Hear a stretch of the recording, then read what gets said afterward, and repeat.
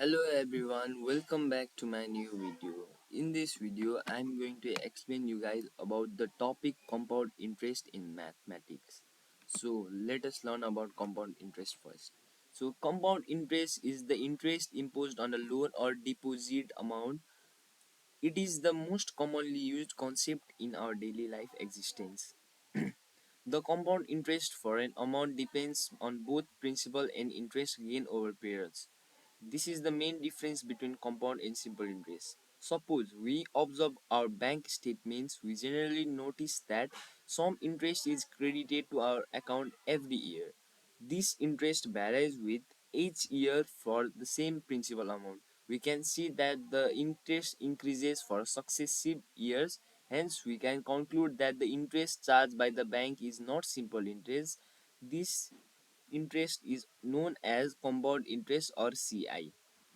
So as we know compound interest भनेको चाहिँ यस्तो टाइप अफ इन्ट्रेस्ट हो जुनमा चाहिँ अघिल्लो वर्षको अघिल्लो वर्षको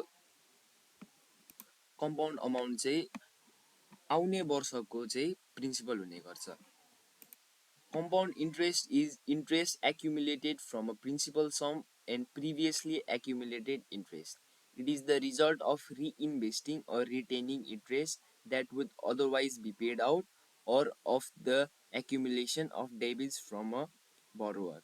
As I said before, compound interest भनेको चाहिँ यस्तो टाइप अफ इन्ट्रेस्ट हो जुनमा चाहिँ पछिल्लो वर्षको सम र अघिल्लो वर्षको सम र इन्ट्रेस्टको चाहिँ सम यो पालिको पछिल्लो वर्षको प्रिन्सिपल र पछिल्लो वर्षकै इन्ट्रेस्टको चाहिँ समलाई चाहिँ यो वर्षको चाहिँ प्रिन्सिपल मानिन्छ so as we have already discussed, the compound interest is the interest based on the initial price principal amount and the interest collected over the period of time. The compound interest formula is given below. As we can see, the formula to calculate compound interest is given by p times 1 plus r divided by 100 whole to the power n minus 1.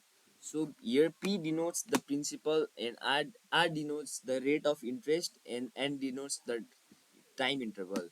So also the formula to calculate compound amount is p times 1 plus r by 100 whole to the power n. So the definition, as we already discussed, compound interest is the interest imposed on a loan or deposit amount.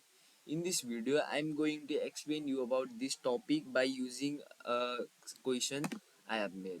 So let us go with the question. So the question says that the find the compound interest at the rate of 5% per annum 5% per annum for 2 years on that principal which in 2 years at the rate of 5% per annum given rupees 400 at simple interest. यो क्वेसनमा चाहिँ के भनेको छ भनेको हामीले चाहिँ compound interest find गर्नुपर्ने हुन्छ in which the rate of 5% rate चाहिँ त्यो प्रिन्सिपलको रेट चाहिँ 5% पर एनम हुन्छ 2 वर्षको लागि जुनमा चाहिँ जुनको सिम्पल इन्ट्रेस्ट चाहिँ 400 रुपियाँ आउने गर्छ so let us list the given variables or values. So here you can see simple interest equals to 400, rate equals to 5% per annum, time equals to 2 years. So by using formula of simple interest, we can calculate the value of P. So now simple interest equals to P into T into R whole divided by 100. P or P equals to simple interest into 100 whole divided by T into R.